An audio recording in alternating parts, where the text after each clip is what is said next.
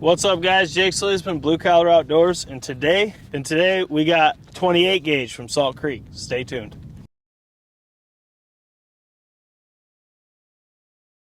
All right, guys, so in this box right here, you can see Salt Creek Customs. We have, let's put the little box down.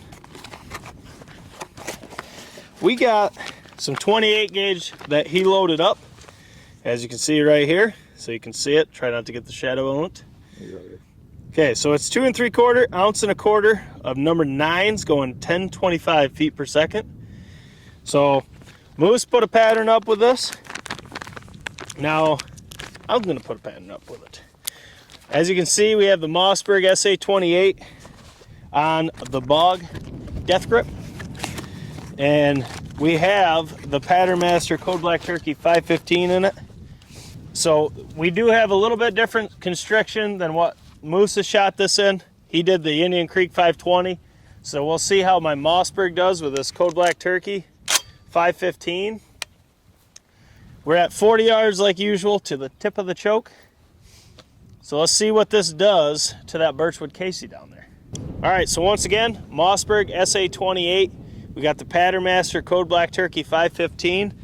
And we got 1 1/4 ounce 28 gauge load from Salt Creek Customs, 9-shot, 40 yards, tip of the choke. Let's see how this jives on that birchwood Casey. You're good? Yes, sir.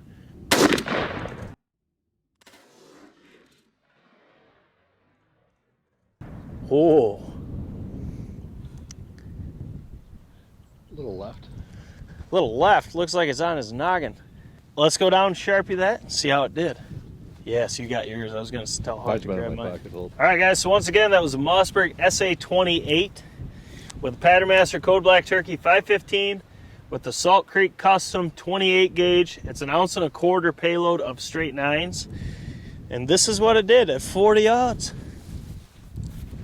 Now, as you can see by this pattern, it's not as tight as we've seen with 9s. It is also a lot less shot than what we've patterned. But on the core, it looks to be pretty centered. On the birchwood, there's really no voids that a turkey is going to be able to slip through. I mean, you're pretty uniform on the whole target. It is dead as well. You got plenty up in the spine through the brain. On the outside of the pattern, it almost springs like 9.5s do from what we've seen in 28 gauge. Now, there's a couple flyers over here. There's a couple over there. It's not really a bad payload by no means, but I'm curious what would happen if he would load 1.5 ounces or maybe 1 3/8 ounces, just a little bit more than 1.25 ounces. Because I'm thinking for those guys, excuse me, I'm thinking for the guys that really like a screaming core, with that little of shot, you'd almost have to choke it down a little bit more, which we do have another choke. That's a 505. Maybe we'll have to put that on paper next and see how it does with this.